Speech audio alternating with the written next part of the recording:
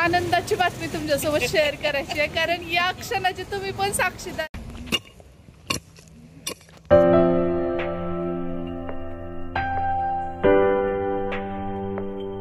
किती पण मी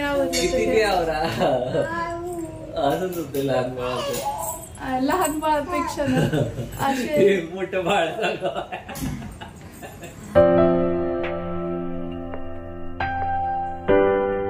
बवी उठलेली आहे. हो ना बाबू. हो आज ना मस्त अशी करडीची भाजी आहे.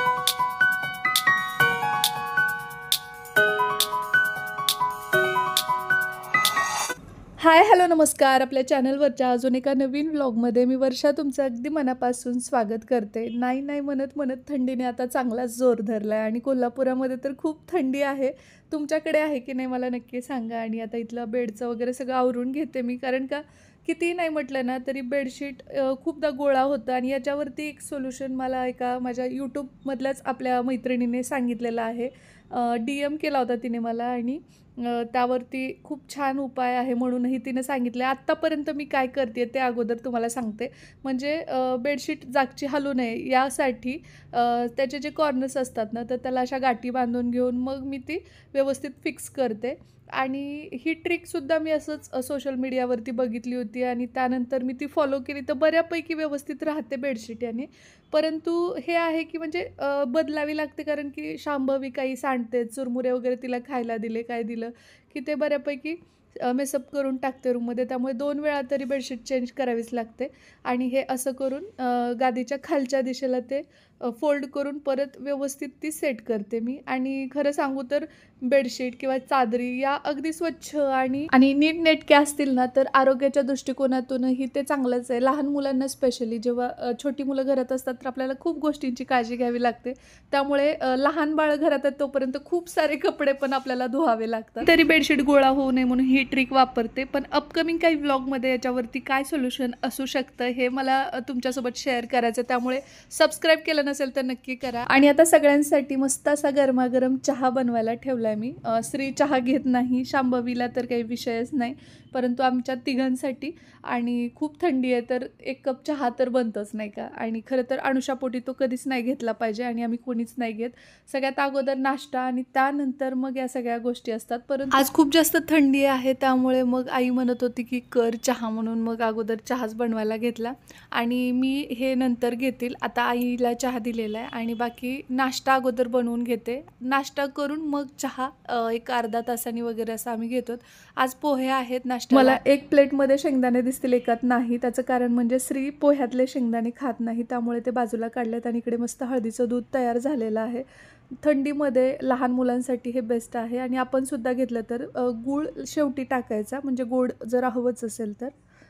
आज ना मस्त अशी करडीची भाजी आहे आणि त्यासोबतच चपाती, वरण, भात या गोष्टी असणार आहेत. इकडे आईने मला लसूण पण मस्त सोलून दिलं आहे. हे ना दिवाळीच्या वेळेस आलेलं आहे तर आता हे वापरायला काढलं आहे. अगोदरचे ड्रायफ्रूट्स होते म्हणून तर तसेच झाले होते. म्हणजे कशामध्ये तरी खिरी त्याच्यात यूज केले ना तर बरं पडतं. खरं तर ह्या सगळ्या गोष्टीला आमच्याकडे घेऊन होतं तिथं लगेच मुळा यायचा, कारण तिथं हवा येत नव्हती, व्हेंटिलेशन होते. चला आता आवडून घेतो.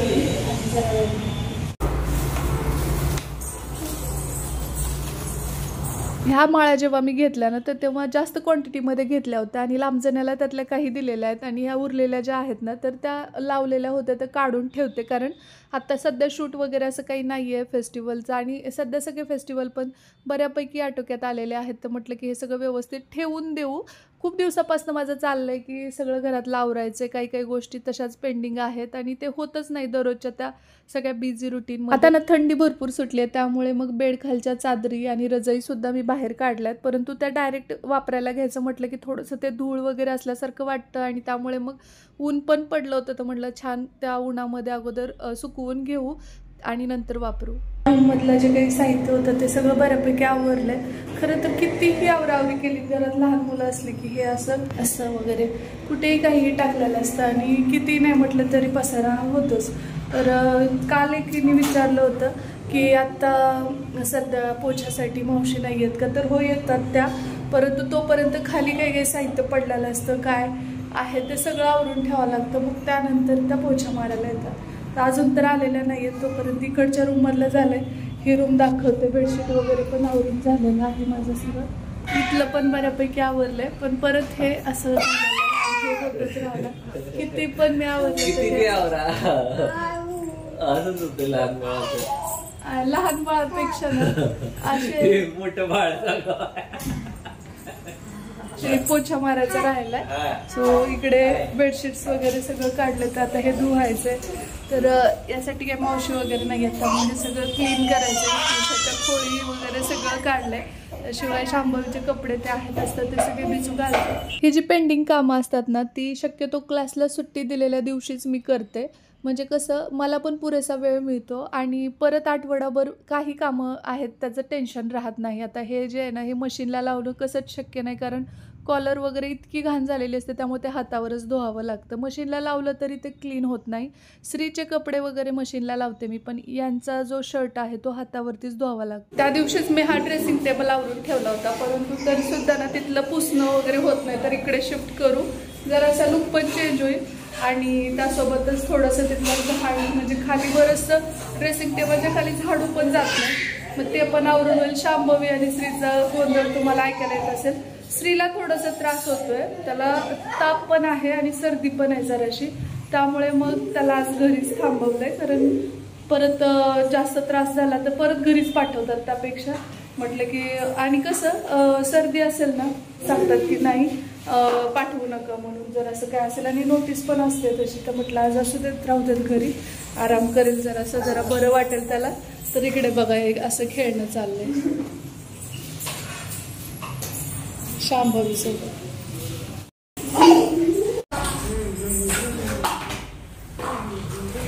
आपण म्हणतो ना, नाण्याला दोन बाजू असतात, म्हणजे प्रत्येक गोष्टीचे प्लस मायनस हे असतातच. आता इथे व्हेंटिलेशन वगैरे खूप छान होतं, पण धूळ तितकीच जास्त येते आणि त्यामुळे मग ते वारंवार क्लीन पण करावं लागतं. आता ड्रेसिंग टेबल तुम्ही मिनी ब्लॉग जर पाहिला असेल तर त्याच्यात मी क्लिनिंग केलेला आणि सगळं आवरून ठेवलेला दाखवला होता, आणि ते करून मला 8 दिवस पण झाले नाही. तोपर्यंत परत पहिल्यासारखं जैसे ते सगळं एकात एक मिक्स झालेलं आहे. तिथलं पण आवरायचं, शिवाय तो काचही पुसून घ्यायचा आहे आणि खाली जे काही कॅबिनेट आहेत त्याच्यातलं साहित्य पण व्यवस्थित ठेवायचं आहे. तर मग मी विचार करत होते की हा असा व्यवस्थित दिसेल की या साईडला, मग शेवटी मी यांना रिक्वेस्ट केली की असाच फिरवूया आपण, ज्यामुळे व्यवस्थित जागा पण थोडीशी आपल्याला वापरात येईल तिथली. अगोदर ना ड्रेसिंग टेबल हा इथे होता आणि पाहू शकता त्याच्या खाली किती घाण झाली आहे, त्यामुळे मग आता इथलं थोडंसं आवरून घेऊ आणि त्यानंतर मग पाहिजे तर इकडे शिफ्ट करता येईल, नाही तर आहे तिथं पण ठेवलं तरी जर असं थोडं वेगळं वाटतं. तिथं बरोबर तेवढी जागा त्याच्यासाठी होती.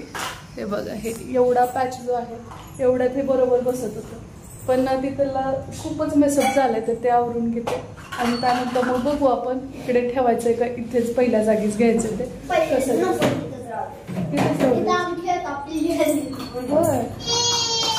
श्रीदार काढ, बोट चेंबल बघ. तुम्ही पाहिलं असेल मगाशीच आमचा नाश्ता चहा वगैरे झालेला आहे. शांभवीला सुद्धा भरवून झालंय, ती मस्त खेळते दादासोबत. तर म्हटलं की पटकन इथलं सगळं आवरून घेते.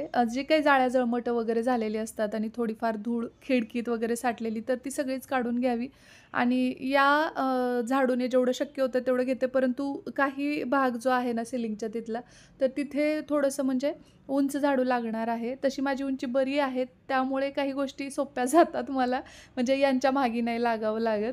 त्यामुळे मग ही छोटी मोठी क्लिनिंग जी आहे ती आठवड्यातली मी एकदाच करते आणि बाकी दररोज तर मावशी येतात, त्या झाडू पोछा करून जातातच, पण त्या येण्या अगोदर हे सगळं आवरायचं चाललं आहे माझं. बरं, एरवी नाश्ता आणि चहा झाला की त्यानंतर म्हणजे स्त्रीला शाळेत पाठवलं की मग मी आंघोळ करून मग बाकी राहिलेला स्वयंपाक करते. पण आज ना मी आंघोळ थोडीशी मागेच ठेवली आहे. त्याचं कारण म्हणजे क्लिनिंगचं काम असलं की अंगावरती धूळ बऱ्यापैकी पडते आणि परत आणखी मग सगळं ते घाण वाटायला लागतं आणि परत आंघोळ करावी लागते. त्यापेक्षा म्हटलं की नको, अगोदर सगळी क्लिनिंग करून घेऊ आणि त्यानंतरच आंघोळ करून स्वयंपाकातलं भाजी वगैरे सुद्धा बनवून घेतली. त्याचं कारणच ते की अगोदर स्वयंपाक एकदा झालेला असला की ज्याला भूक लागली ते जेवण करून घेतात आणि हे काम करून परत थकवा आलेला असला आणि स्वयंपाक करायला परत लेट झाला झाला मग परत चिडाचिड होतेच. हे प्रत्येक घरातली गोष्ट असते. म्हणजे वेळेच्या वेळी काही जणांना ते लागतंच जेवण आणि उशीर झाला की मग चिडचिड होणे या गोष्टी होऊ शकतात. त्यामुळे ही कामं करायच्या दिवशी आंघोळी अगोदरच सगळा स्वयंपाक करून घेते. आता काही जणींना ते नाही आवडणार, परंतु कसं आहे माहिती का, प्रत्येक वेळी रूल्स ठेवूनच कामं जर करायची म्हटली आणि त्यातल्या त्यात लहान बाळ असेल त्यावेळी तितकं सगळं त्या काटेकोर नियमानुसार नाही होत. जसं बाळाचा मूड आहे त्यानुसार मग गोष्टी कराव्या लागतात. तर इथं धूळ बऱ्यापैकी आहे त्यामुळे शांभवीला हे बाहेर गॅलरीत घेऊन थांबलेत आणि मी इथलं फॅन वगैरे सगळे स्वच्छ करून घेते, कारण त्याच्यावरती सुद्धा बऱ्यापैकी धूळ साठतेच. जसं मी सांगितलं की व्हेंटिलेशन खूप छान होतं, पण धूळ वारंवार क्लीन करावी लागते. सो ह्या सगळ्या गोष्टी आहेतच. तर बऱ्यापैकी आवरत आलं होतं. तेवढ्यात मग सविताताई आल्या आणि त्यांनी फरशीसुद्धा पुसून घेतली.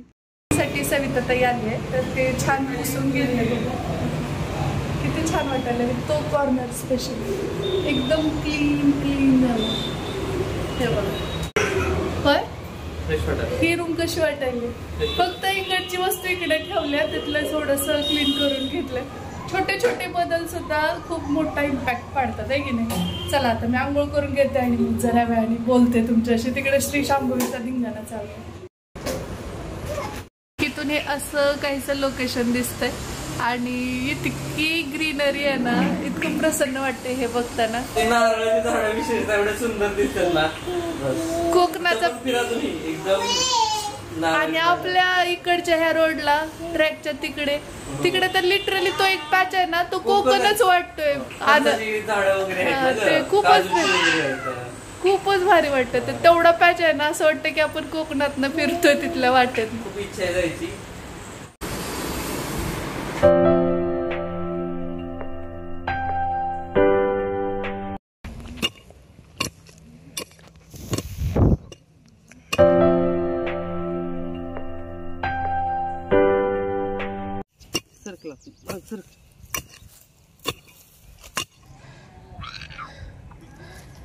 आणि झाडांसाठी माती लागणार होती आपल्याला, कारण ती दुसऱ्या कुंड्यामध्ये ट्रान्सफर करायचं आहे. त्यामुळे मी आणि श्री आलोय.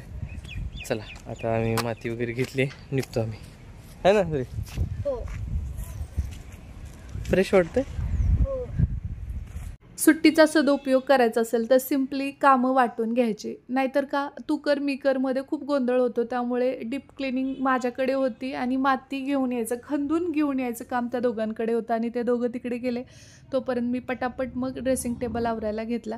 इथली सगळी धूळ वगैरे, कारण की शांभवी उभी राहिली की बरोबर त्या आत्ता जे घड्याळ ठेवलं ना मी तिथंपर्यंत तिचा हात जातोच आणि तिथली काही धूळ वगैरे असेल तर ती बरोबर उचलून तोंडात घालते. तिला असं किती म्हटलं की तसं नाही करायचं, पण ते साहजिक आहे, लहान आहे, ती करणारच. त्यामुळे मग स्वच्छता ठेवायचं आपल्या हातात आहे. तर त्या गोष्टी तरी ॲटलिस्ट आपल्याकडून व्हाव्या यासाठी मग जसं मी सुरुवातीला ठरवलं होतं की हा जो मिरर आहे तो क्लीन करून ड्रेसिंग टेबल आवरायचा, तर ते टार्गेट पूर्ण झालेलं आहे.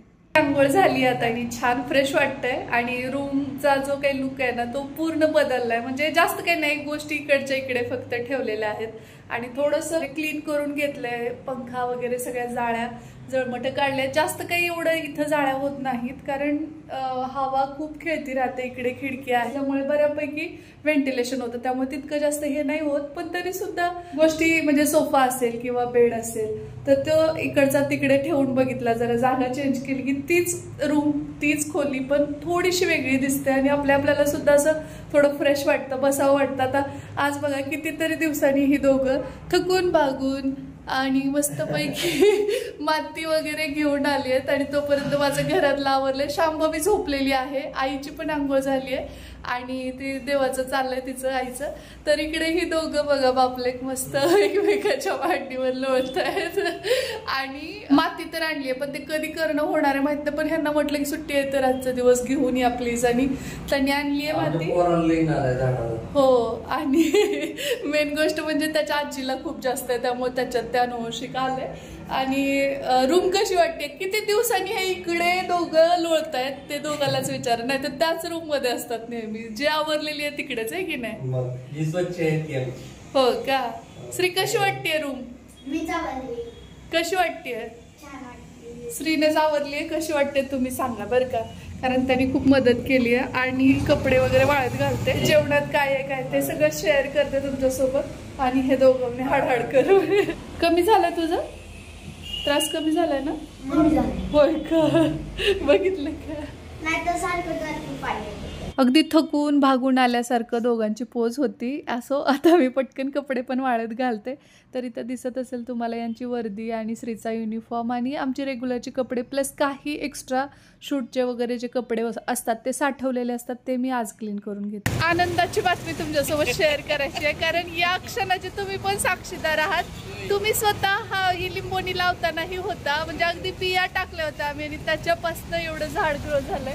आणि त्याला फायनली काय झालंय ते दाखवण्यासाठी आई तरी आली का माहिती का? ते ऐकलं तिनं आणि इतका आनंद झाला तिला. इथं येऊन थांबली आहे. शक्यतो तिथून ये म्हटलं तर यायला तयार नसते. माझे पाय दुखतात म्हणून का आज बघण्यासाठी आले. लिंबुनीला फुलं आलेलं एक नाही तर खूप सारी फुलं आलं. दाखवते थांब. ते म्हणजे तुला येता येईल इकडे. पाय घसरेल ना. थांब ओलाय थांब. हे बघ दिसलं का? दिसले का? एक नाही 1 2 3 इकडे 4 5 तौर आल्यासारखं आलं. दिसलं 4 आहे ती.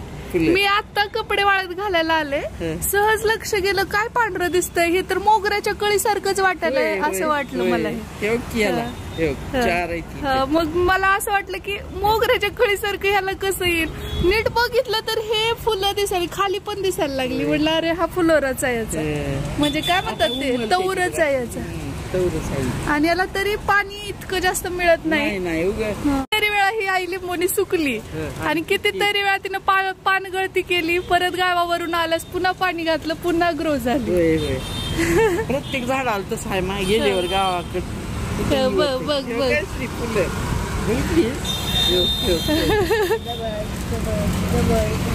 बाल्कनीत सुद्धा झाडं येऊ शकतात. त्याच्यापेक्षा जास्त येत नाही. खुर्चीत बस.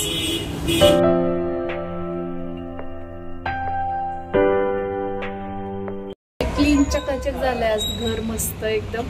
आणि आता भूक लागली प्रचंड. फक्त शांभवी उठू नये म्हणजे झालं. त्यातलं बाकी सगळं काम आवरलं आणि आता आम्हाला जेवण करायचं होतं तेवढ्यामध्ये शांभवी उठलेली आहे. हो ना बाबू? हो मस्त आहे ना. माझ्या आवडीची रेसिपी आहे. आणि केस बघा बाबाचे पिल्लूचे सेम झाले. मला लय भूक लागली त्याच्यामुळे विचारत देऊ का? हो चालतंय की. विचारते की माझी आता करडीची भाजी आहे. काल ड्युटीने इथं चालले. मला खूप आवडते करडीची भाजी. आणि कढी पण आहे. कढी पण आहे माझ्या जेवणात पण आहे. बटाट्याची आमटी पण आहे. आणि आईला पण कढी खूप आवडते बाबा मला कढी. कशी तरी वाट बघायला चालू आहे का? अरे अरे अरे अरे आणखी तुम्हाला अर्धच लागेल. कस काय? कुणामुळे? या पुडीमुळे म्हणून सुरू केलंय का? भाजी